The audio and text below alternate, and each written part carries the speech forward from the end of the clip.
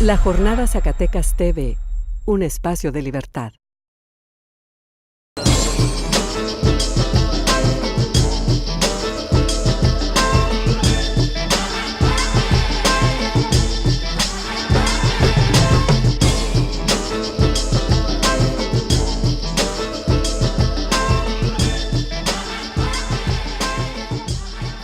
Es particularmente triste pues lo ocurrido en Nuevo León, en Monterrey, pues por el hecho de este joven, ¿no?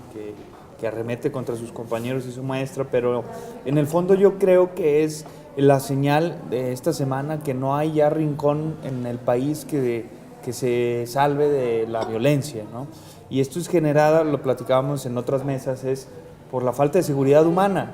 Entendemos que hubo un llamado a los padres de familia que hagamos nuestro trabajo y tiene razón, hay que platicar con nuestros hijos, estar atentos, revisarles por así la mochila, hacer la operación mochila en las casas, pero en el fondo es que los padres de familia no lo hacen, quizás, yo estoy seguro que en su mayoría no lo hacen porque no quieran, es porque no tienen tiempo, porque tienen que salir muy temprano para ir a trabajar a la maquila, a la fábrica y regresar muy tarde, cansados, de otra jornada con un salario ínfimo que no les alcanza, ¿no? Y eso va generando el desgaste social y súmale a unas condiciones de servicios municipales, malos servicios de agua, alumbrado público deficiente, calles que no se pueden transitar adecuadamente si es que tienes carro, ahora la gasolina. Y decíamos ahí, Fresnillo, traemos un caso, es la falta de espacios recreativos en las colonias populares. Entonces todo es un caldo de cultivo que da tragedias como lo que pasó en Nuevo León. Sí, ese es el punto que siempre quieren achacar, quieren responsabilizar a los padres de familia, a la sociedad en general, por la crisis que estamos viviendo. Y por supuesto que somos corresponsables, pero en la medida de que no hemos sabido exigir, de que no hemos podido cambiar incluso a estos malos gobiernos que no han hecho tampoco su trabajo, justamente. O sea, es esto, una colonia, Plan de Ayala, en Fresnillo, que justo ya la identifican como el lugar, el polígono con mayor índice de violencia, de delincuencia, y no hay acciones. La correlación de que no hay una cancha de fútbol, de básquetbol, no hay un centro comunitario, no hay pues esos espacios que en principio estarían ayudando a la prevención del delito. No hay pues esta tarea de los gobiernos. Detrás de también este asunto de Monterrey, de Playa del Carmen, está esta intentona, esta pretensión del gobierno federal de que el ejército ya esté en las calles con un marco jurídico normativo que pueda... Sí, que puede ser tareas hasta de investigación. Tareas de seguridad pública que muchos expertos han advertido que es un riesgo importantísimo. No podemos permitir eso. Y está detrás, digamos, de estos hechos violentos, esta pretensión del gobierno federal de militarizar ya abiertamente, expresamente, el país. Y bueno, aquí es importante también el impacto en las redes sociales, que hay muchos sectores que siguen impulsando y fomentando la violencia. De hecho, hoy dan a conocer que este chico de Monterrey pertenecía a un grupo de Facebook que promovía actos violentos y lo había anunciado en esta red social. Entonces también desde ahí vemos cómo las redes sociales se están utilizando también para posicionar actos de violencia en todo el país que tienen cierto impacto en ciertos sectores, ¿no? Sí, eso es muy interesante. Son las ventajas y desventajas de la hora de la información, ¿no? Por eso sí hay que estar, bien dicen el llamado de, pues si estabas atento a los compañeros de tu hijo, pues ahora es estar atento a eso y al tema de las redes sociales, ¿no?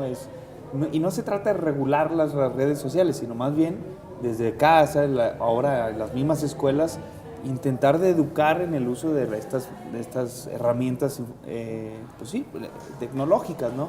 También a qué edad se recomienda el uso de smartphones, ¿no? A qué edad un niño o un adolescente puede tener el juicio para intercambiar o tener la capacidad de diferenciar entre una persona real a un perfil falso con fines de tráfico de personas, el grooming, sexting y todas estas cuestiones que ya hemos visto de acoso a personas que terminan a veces en historias de suicidio o como la que vivimos el día de ayer. Sí, yo creo que Sigmund Bauman, recientemente fallecido, había dicho, las redes sociales son una trampa, hay que tener mucho cuidado con las redes sociales, porque también el propio Marx dice, el modelo, el sistema, mejor dicho, generará sus propias armas de autodestrucción. Es cierto que las redes sociales han funcionado para movilizar en Egipto, para que aquí haya mismo, un 12% de aceptación solo para Enrique Peña Nieto, solo un 12% de aceptación. O sea, en función también de las redes sociales, de cómo circula cierta información y llega. Por eso yo de ahí tengo, o sea, algunas interrogantes sobre este caso. No dudo, ojalá sea una cuestión aislada, ¿no? Así veámoslo. Pero yo veo más a que el sistema va a utilizar esta tragedia para centrar la agenda mediática en este tema y el tema de la violencia y otra vez meternos en la lógica del miedo para evitar las movilizaciones y la exigencia que es ahora que se dio por el gasolinazo, pero que sabemos que es por un cúmulo de agravios que lleva esta administración y las pasadas, muchas deudas con la ciudadanía. Y yo agregaría ahora esta indignación por la violencia, por lo ocurrido en Playa del Carmen, ahora en Zacatecas, esta ola de violencia que se vive en Nuevo León, en todas partes, pues que la sumemos a las movilizaciones que se están dando, que sean pacíficas y que se establezca una agenda clara, ¿no? Que tengan una agenda ya política, no partidista, pero sí política, en el sentido de mejorar las condiciones de este país. De exigencias muy claras, pues. Así es. Y yo creo que por ahí podríamos avanzar, yo creo, como sociedad organizada, pero sí hay que tener mucho cuidado con esta manipulación que no nos gane en redes. el miedo, pues, ¿va? O sea, es ese llamado a que estos terribles acontecimientos no nos paralicen en la exigencia de un gobierno que ya responda, ¿no?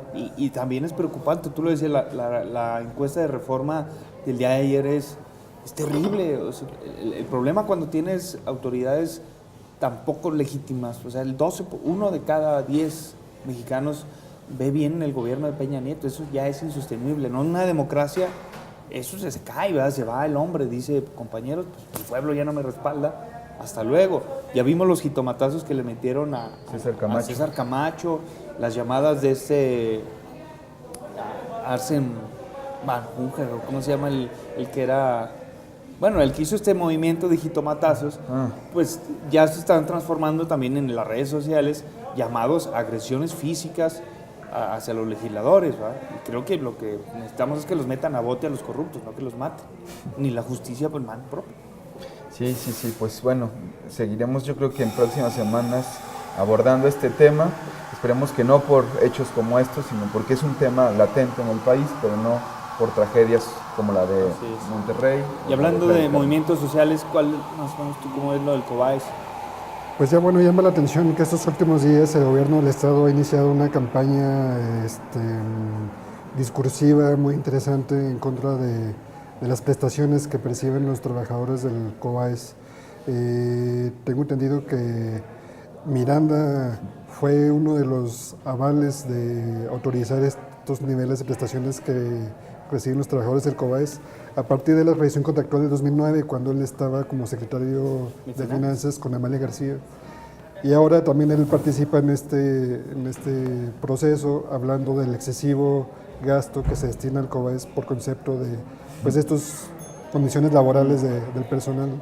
Entonces desde ahí también es interesante cómo en su momento pues Miranda no advirtió que no había las condiciones presupuestales para solventar estas prestaciones y ahora sí lo plantea, ¿no?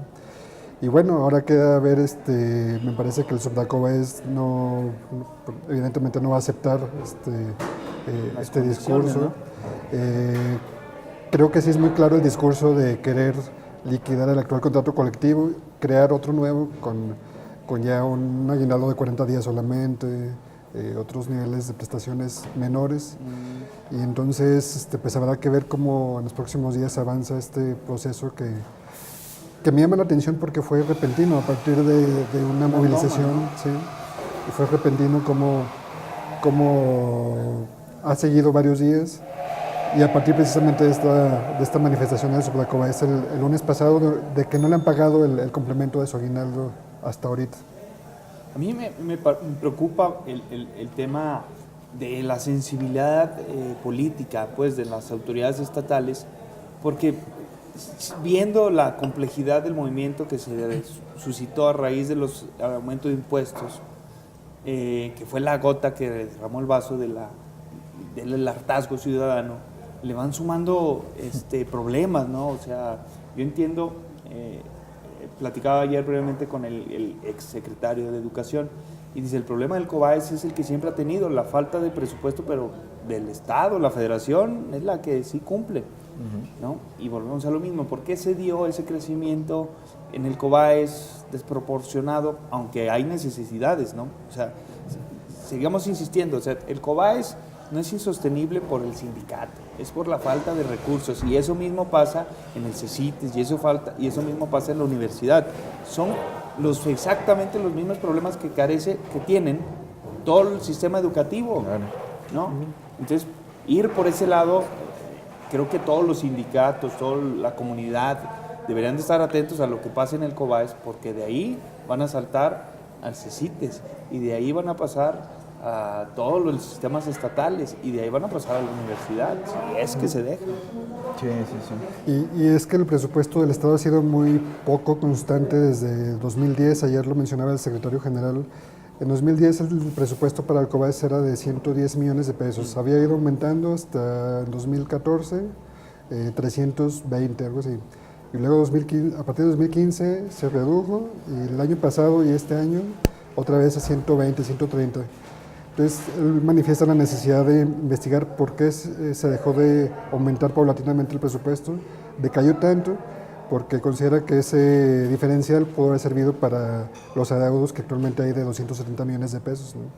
Entonces, también desde ahí habría que ver también por qué ha habido ese diferencial en el presupuesto en los últimos años. Así es, y aquí es importante recalcar en el tema de la solidaridad ciudadana, que en lugar de exigir, o sea, siempre hay que tener la propuesta en positivo, ¿no? Es decir, ¿qué les parecería si a la ciudadanía, en lugar de exigirle a los profesores que se bajen a 45 o a los 15 días como los simples mortales, como muchos lo están sugiriendo, es por qué no exigir que todos tengamos esas mismas condiciones, ¿no? Esas mismas posibilidades de tener un aguinaldo mayor, de mayores tiempo libre? Volvemos a lo mismo, es un enfoque que ya otros países lo están tomando, y aquí seguimos con el tema del garrote, ¿no? O sea, el bienestar, hay que insistir, y en las condiciones laborales favorables para los trabajadores, ¿no? Qué mejor que uno aquí como parte de una empresa nos gustaría dar esas condiciones, pero tienen que ser generalizadas para no crear un tema como de una competencia desleal, pues, ¿no? O sea, nos quedaríamos, si solo lo hacen algunos sectores, pues quedas como en la inoperancia, porque no es generalizado. Entonces aquí valdría la pena que la ciudadanía, pues ¿por qué no subirnos a 90 días de aguinaldo todos? Y otro punto importante que se mencionaba el otro día en Asuntos Generales en la Comisión Permanente es el asunto de nuestros órganos fiscalizadores. ¿Para qué están estos órganos fiscalizadores? Han encontrado una serie de irregularidades, sanciones que se han quedado en nada, en humo. Sí, o sea, ¿qué está pasando ahorita con lo de Duarte y con el sistema de salud de Veracruz? O sea, es una... Sí, eso surge ayer, que los laboratorios Roche ya habían informado sobre esa irregularidad. O sea, en el tema que yo lo califico como un crimen de lesa humanidad que hizo este rufián, hijo de puta de Duarte, que eso es... pues es increíble que Los Pinos no haya hecho nada. No, sí, es que este tipo de observaciones, estos órganos fiscalizadores, en principio están para eso, para estar señalando, exacto, y para estar generando sanciones. Pues no pasa absolutamente nada. O sea, no hay dinero. Oye, hay dinero y se está desviando, se está utilizando para otro tipo de cosas. Hay unas fugas a partir de los hechos de corrupción que no podemos seguir permitiendo. Entonces, eso también es clave, eso es importante. Y es lo mismo que pasa aquí, ¿no? O sea, se habla mucho de las carencias, pero hay responsables. Y es del mismo partido que es del gobernador, los mismos responsables que es, en este caso, los anteriores directores del COBAES, porque nunca alertaron sobre el tema.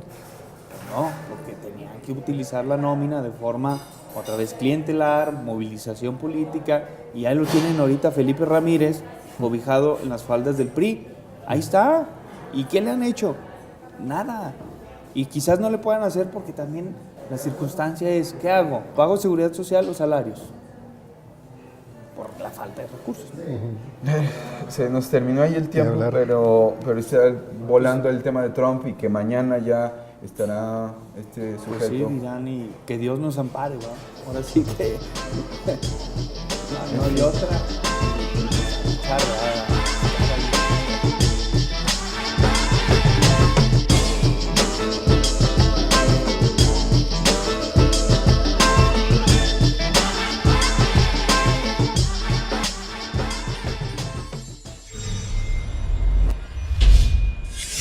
La Jornada Zacatecas TV, un espacio de libertad.